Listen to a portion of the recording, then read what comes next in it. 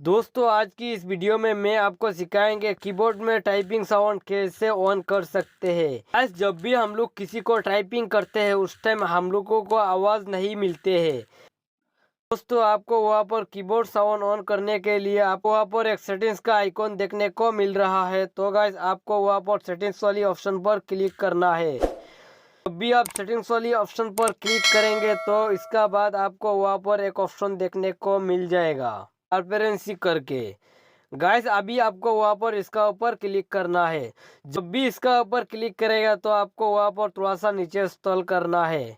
दोस्तों अभी आपको वहाँ पर एक ऑप्शन देखने को मिल रहा है साउंड ऑन कीबोर्ड करके। गाइस अभी आपको इस वाली ऑप्शन ऑन कर देना है।